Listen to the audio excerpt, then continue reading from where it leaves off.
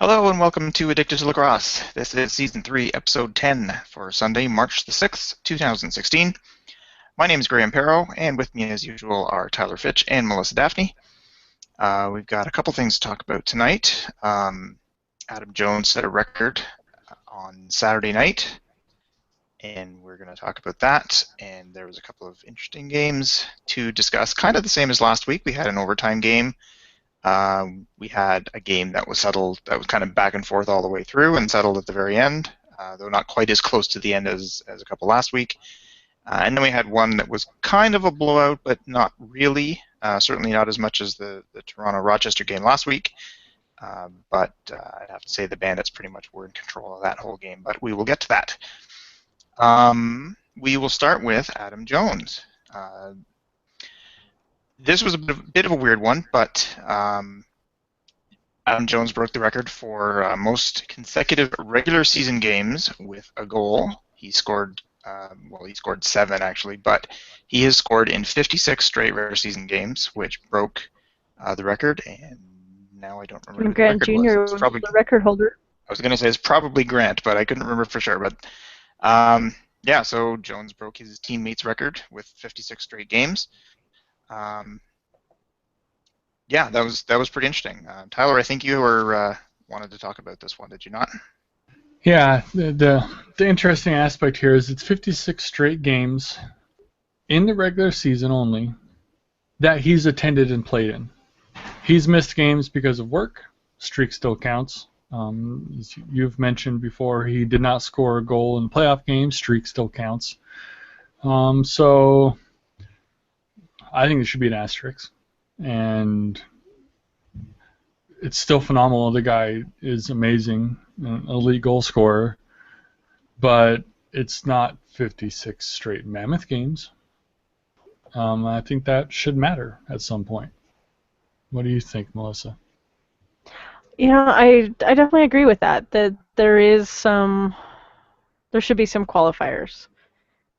There's something to be said about straight games that you've played in, but taking away playoff games, well, that's still a game you played in. So even though it's not regular season, that should still count. It's not like when John Grant Jr. has his all-time scoring record, going up. That doesn't exclude playoff games. So why in this instance is it that way? I mean, it's great. I'm really happy that he broke the record.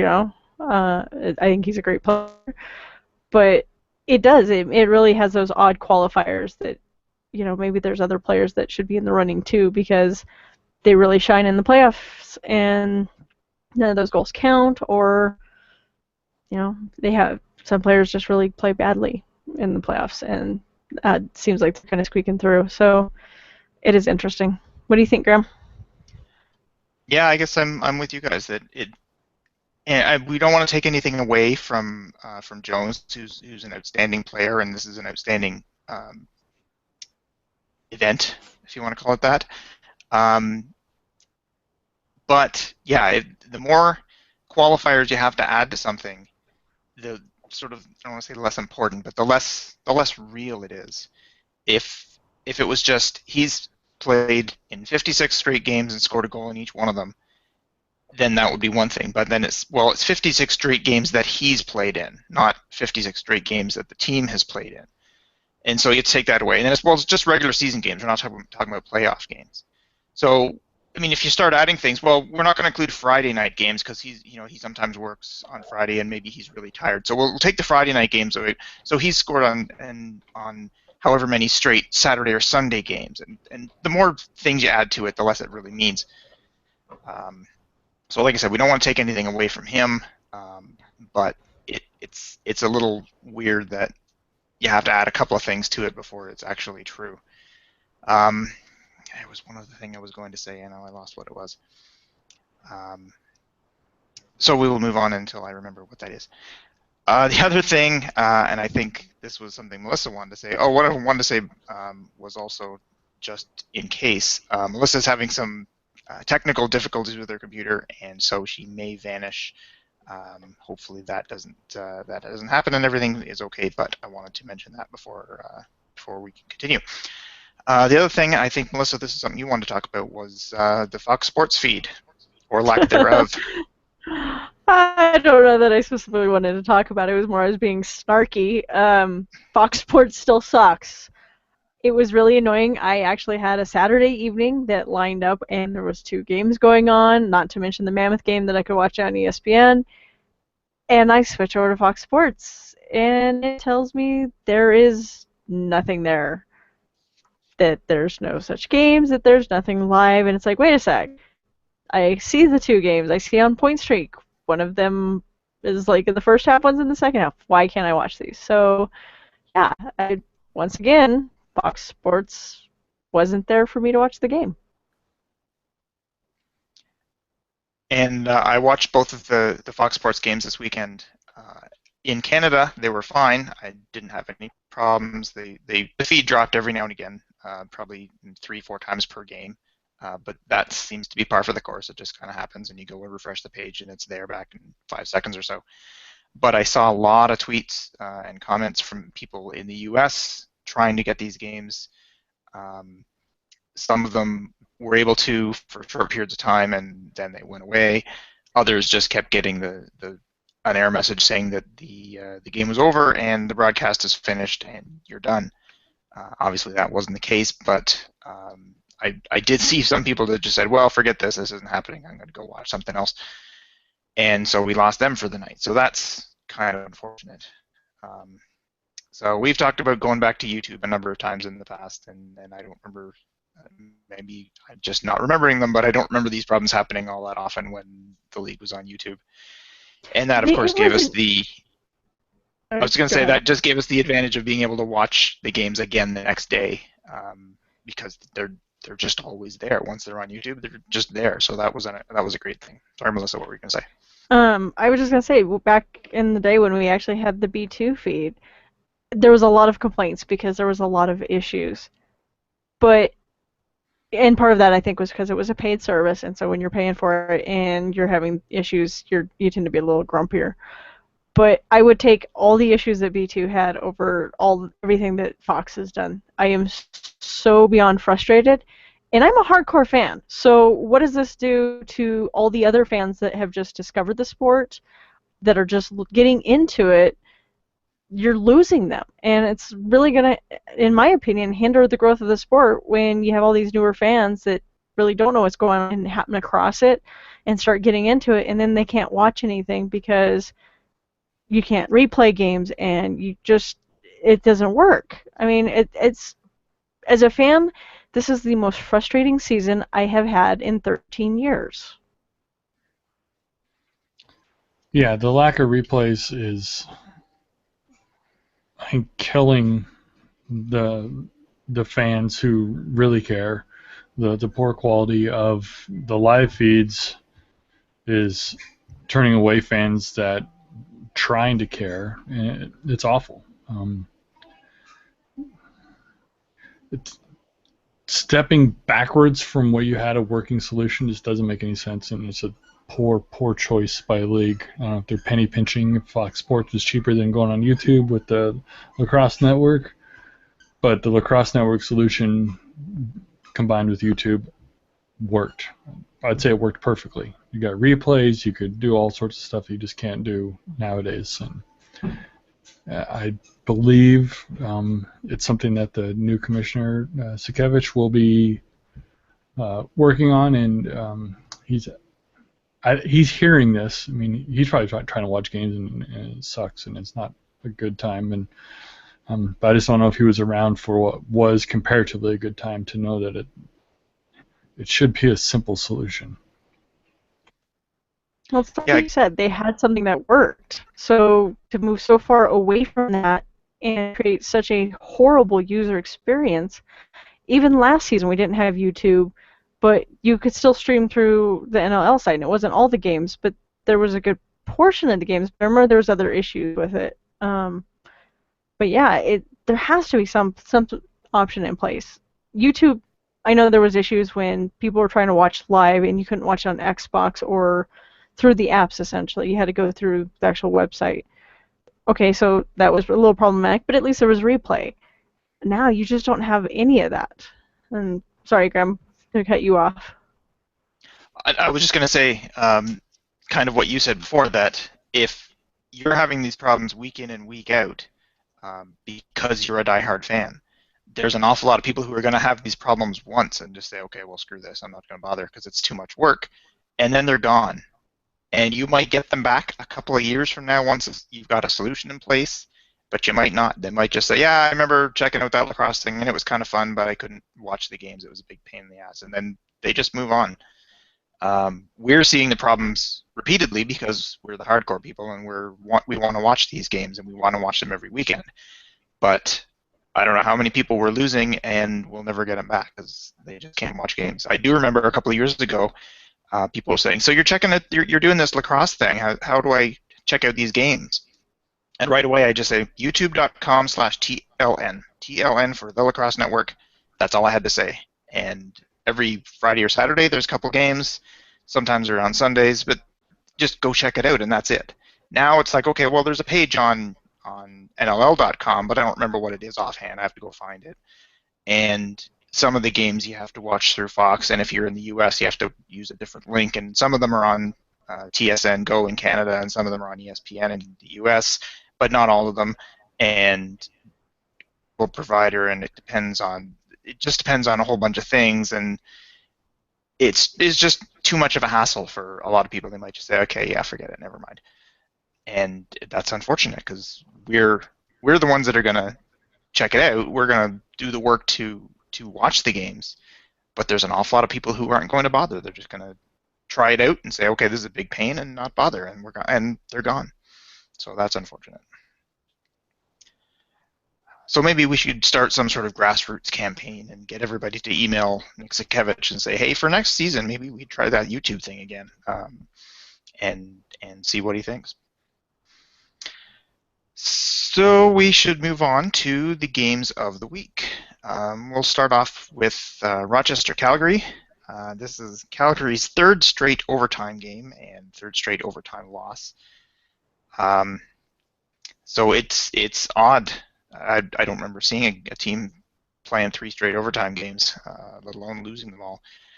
I guess the silver lining for Calgary is that they're in all of these games. They're not getting blown away. But I did watch this one, or at least parts of it.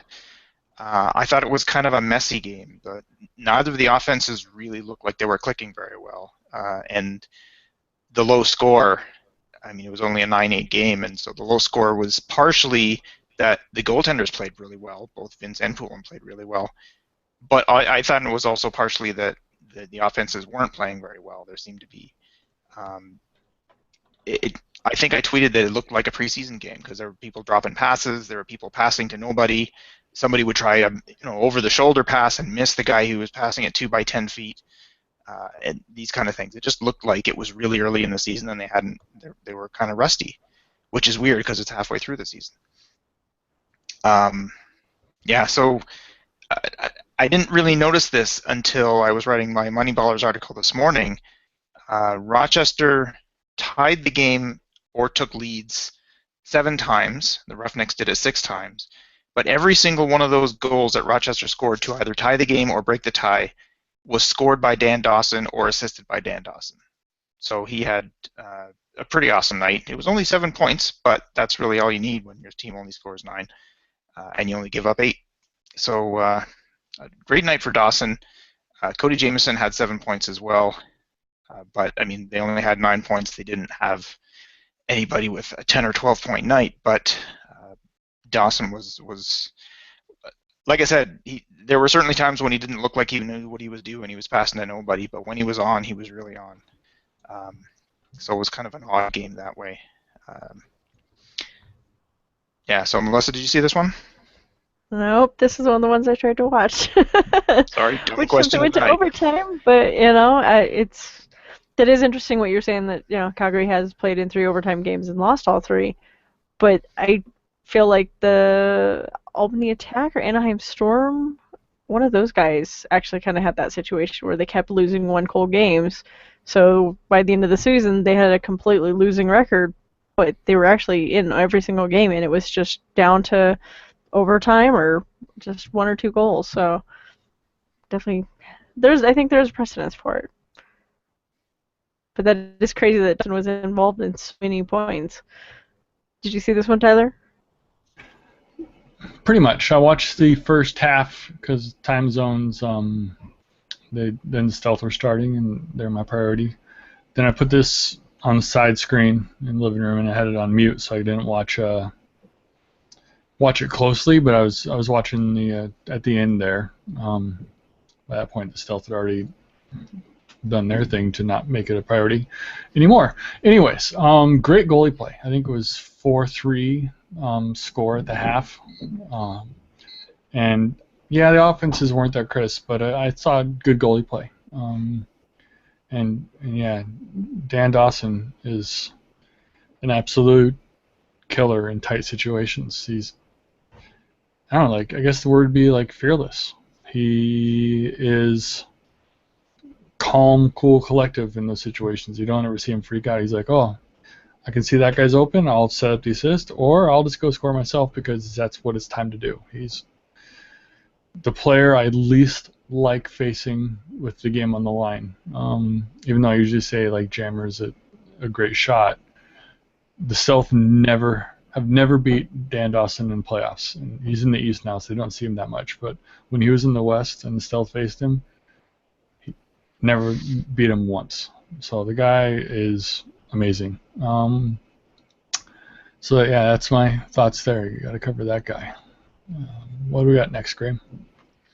All right. One other thing I wanted to mention about that game, and Tyler and I talked briefly about this before the show, was a weird goal that Calgary kind of scored and kind of didn't. And I don't think I've ever seen this before. This was a goal that where, if you can believe this, the ball crossed the line, never touched mesh, and never touched the floor. And if you just told me that, I would have said I don't think that's even physically possible, but I saw it happen. I can't remember who shot it, but the ball went in, hit the left post, went behind the goalie, hit the right post, and then went out. And so everybody just thought, oh, what a weird shot, hit both goal posts, and that was it. And obviously, it must have followed the goal line between the two posts, because just that's how physics works. But the overhead camera guy decided, let me take a look at that again, and we started seeing replays of it, and the ball followed a curved path between the two goalposts. It hit the left post, and I don't know if you'll be able to see this, but it went in that way, hit the right post, and went out. And the overhead camera shot clearly shows the ball over the line in the net, but it never touched anything other than the two posts. So there's no reason that shouldn't have been called a goal. Calgary finally saw the replay and threw the challenge flag, but you only have 20 seconds after the play to throw the challenge flag, and 20 seconds had already expired, so the ref said, sorry, we can't review it, and they moved on. And the fact that Calgary lost by 1 goal, I thought, okay, well, this is going to be an onslaught of people saying that 1 goal cost us the game, and the refs are terrible, and they should be all fired, and all this kind of thing. But to their credit, I have not seen any posting like that. I think I saw one guy saying, well, there it is again, the ref screwed us over. But that was it. I didn't see anything else from Calgary fans. So that was a really odd play. I don't know how you can fault the refs in that situation. There's no way they could have looked at that and said, oh, the ball probably went in or it might have gone in. Let's go check it out, because the spin on the ball must have been unbelievable to make it do that. But anyway, that was one of the weird plays of the night, so I wanted to mention that.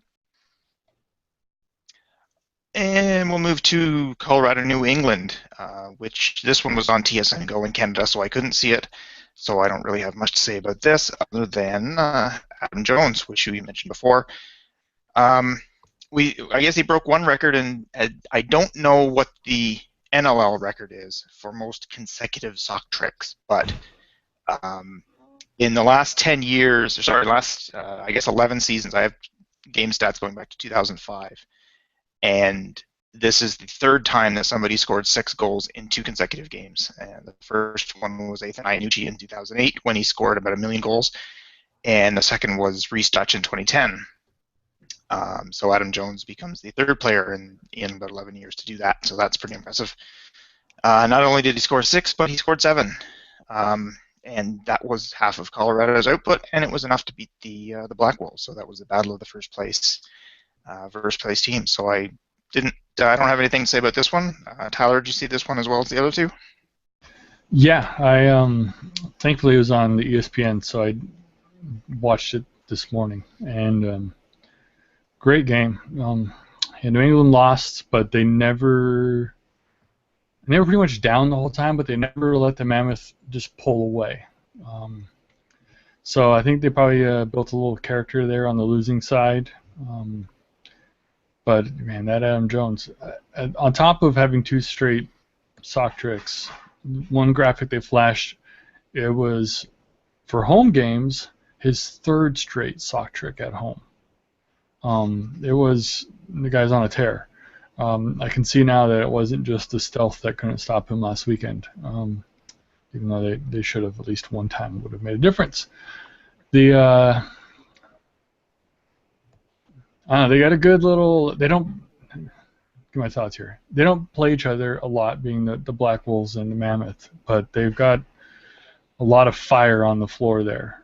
Which happens anytime you have Sean Evans playing on one of the 2 sides. But it was a very spirited match between the 2, and it was fun to watch to see. I didn't know the result going in. I think every time they said the score in the South game, I covered my ears. But then later on, they said something along the lines of like, Mammoth proved they're on top. So I had an idea that the Mammoth were going to win that game, but I didn't know it was just the 1 goal, and it was phenomenal to watch. I don't know. Great thoughts. Sorry. Great game. What are your thoughts on your home team there, Melissa? It's crazy to see Adam Jones with so many sock tricks. That's one of those things that it feels like you hear of maybe once or twice in the season. And I think I know he's definitely had 3 this season. I think he might even have had 4. So when he lights it up, he has 3 so far this year. Yep. That's just wild. I mean, not to downplay any of the other players, but there is definitely an element of luck as well as the skill in some of this, and he just seems to have a hot hand that just is not stopping. So it is really crazy to see him be so dominant, especially when John Grant Jr. only has 2 goals. This is pretty big. I think if the Mammoth actually go into the postseason, if he's still playing this way, I'd actually say their chances are a little stronger. We've had issues in the postseason, so but at the same time, we just were saying, Adam Jones often doesn't score in the playoffs, so that could be a big difference in the postseason. So yeah, I'm really happy to see them doing so well. Unfortunately, I did not get to go to this game. It was my stepfather's birthday yesterday, so I was looking for the replay on this one and was grading papers today instead. So don't have much more to add. All right. Add one more thing. I was thinking about this. Between this game, you had Sean Evans and Adam Jones, 2 people that you wouldn't even pick out of a crowd as being elite athletes. But they get the job done, and so it doesn't matter. I guess what you look like. It's a matter of how you use it. And Jones is pretty darn impressive. Unassuming, because you don't think he's the threat. You always think of John Grant Jr. or even Calvin Crawford as a name player, but that's got to stop. And now Jones is the A1 threat, number 1 threat there for this Mammoth squad. And then you need to throw out your defensive plans and focus on him. Well, I think adding to that, not seeming like a threat, he seems so mellow and he doesn't seem to like the focus on him. So whereas John Grant Jr. is a big scorer and he likes to be flashy and he really likes to kind of be in that spotlight, it seems like Adam Jones is exactly the opposite. So in so many ways, I would totally echo what you just said, Tyler, that he is very unassuming. He doesn't look like he's one of the best offensive scorers. You just figure he's just another player. Might even think he's a D guy, just whatever. And he just kind of goes with it and takes advantage. So he's definitely awesome to watch. I can't wait to watch him play for a few more years, hopefully. Well, I think I've solved the riddle of why he's doing so well. Adam Jones shares a birthday with Harry Potter. They're both born on the 31st of July, so I think that pretty much explains it right there. Adam Jones You're is a really Harry Potter. huge That's awesome. nerd. What's worse is I actually knew the answer before Graham said it. Yes. I don't know if you were using the word nerd as an insult there, Tyler, but thank you. Not at all. Moving on. Moving You're on to the the you're last the game. person who got my Matrix reference on Twitter earlier, so I was that gonna was say, point, says the yes. man with Star Wars in the background. You can't be calling too many people weird. yeah. So, moving on to the last game, and I guess Tyler probably won't want to talk about this one, but we'll let you start, seeing as you probably watched all of it. I watched parts of it, but we'll hear your thoughts first, Tyler. Stealth have a goalie problem is my current thought. I mean, home games they continue to suck terribly. I mean, it's just bad. I think they were down 4 goals in the first 5-minute break. I think Eric Payne maybe had a save in that time, and he got pulled with before the 5 minutes were up. He was out of the game. So I don't know if he can't get ready for home games or what the issue is there, but they've got a problem. The inconsistency and essentially not being ready to go or whatever it is, they come out so flat. I think I'm really starting to look at Coach Dan Perrault as maybe a root cause or at least something that can change. You don't have an easy job with getting a coach in the NLL because like who's available and better than what you have, and there's not a lot, but the team can't start home games like this. I think only one good home game so far this year and 3 or 4 duds, and fans aren't coming out, and there's got to be somebody's got to pay the price for that, and hitting a point now where it's going to be coach. I mean, Stealth are still in the playoffs. Like if season ended right now, because they have one less loss, they haven't played equal number of games, but one less loss, they're ahead of Calgary somehow, some way. But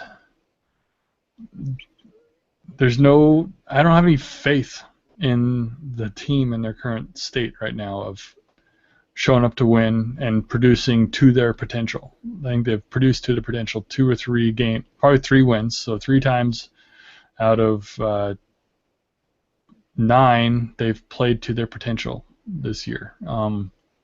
It's bad, very, very bad, and I don't know what else they can do. And they've been relatively healthy. A couple changes out the back door, but it's not working, and so they just got to struggle. The last night the offense couldn't ever get 2 goals in a row, and the team can never win 2 games in a row. I found that little parallel there in my mind, and it's just inconsistency, never getting on a run, never having any momentum, and it's a bummer, and it sucks to watch them struggle when you know what the potential is from the 3 times they won. They played just phenomenal games. I don't want to talk about it anymore. What do you got, Melissa? You know, it's weird to watch the Stealth struggling in all the ways that they are, because so many of those ways are the ones that it seemed like they were the strongest in a few years ago, and so it's an odd feeling, especially since they are your rivals. You both want them to do well because you want to play a good team, but at the same time you do want them to suck because, well, hey, that means you're gonna have a better time. So there's that friction of, yeah, I want your team to suck, but I don't want your team to suck. So yeah, it's really strange to see them just struggling, and it does have to be hard. This is the first solid season the Mammoth have had in a while. They've kind of struggled since 2007, when the team was kind of dismantled, and ever since it's just been very, very hit or miss. they've had a few good seasons in there, but more of the seasons have been bad. So even with this season being as strong as it is, there's part of me that really doesn't want to be like, woohoo, we're rocking it, because I've been so often on that other side where they're just playing really horrible and they're falling apart and you don't know what the next game's going to bring, and they're hard to watch because they're sucking so bad. So yeah, I can completely relate. I'm hoping they turn it around. But yeah, I think they need to make some changes, because especially with Vancouver and just kind of that area, it seems like they're a little more fickle with the teams. And so, because it's such a hotbed of lacrosse, there's so many more options. Not saying that they're fickle and because of the sport, but losing those fans is going to be a huge deal, and we really don't want to see another team disappear. So I don't want to go down that path any longer. Graham, you have anything? Not much to add. I saw most of this game, or at least parts of it. And yeah, Eric Penny just did not look good. And for the record, he did make 3 saves, but he allowed 4 goals on 7 shots in 4 minutes. So he certainly didn't start off strongly at all. Richards came in and had a pretty good game. He only gave up 8 goals, so that was, I guess he matched Cosmo in that respect, but the damage had already been done by that point. And you were wrong, Tyler. They did manage to string together 2 goals in a row, separated by 12 minutes. That's just not enough. That's I don't know if you'd even call that a streak. Technically, Buffalo didn't score in that time either, but it's not exactly momentum building when you're scoring goals 12 minutes apart. So Dane Smith. What more can you say about Dane Smith? Another 8 points. He's still on pace after now 10 games to blow away Sean Evans' record from last year. Evans set the record with 130 points last year, which was 14 more than anybody had ever scored before. People started talking about, okay, can anybody ever get to 130 again, even Sean Evans? Because you have to maintain almost 7 goals a game, or 7 points per game, or sorry, almost 8 points a game, I think it is, to get to 130. Well, Dane Smith is around 8.4 now, so even if he only scores, I did the math this morning, even if he only scores 5.75, I think it is, points per game for the rest of the season, he'll break Sean Evans' record. And if he stays around 8 where he is now, he's up in the 150-point range. Then we got to start talking untouchable records. But as soon as you say untouchable, somebody else will do it. But yeah, the numbers on that guy are just unbelievable. He looks like he can score at will. He looks like if anybody is open, Smith knows about it and will get you the ball. And how do you defend against that? And so far, nobody has been able to figure it out, I guess. So we might just see stellar numbers from that guy the rest of the season. Moving to our predictions from last week, we had a bit of a turnaround. Tyler went 5-0 the previous week, and then 0-3 last week. And Melissa went 2-1 last week, so she managed to regain the lead. I went 1-2. I only got the Colorado game right. So the current scores are I'm at 15-25.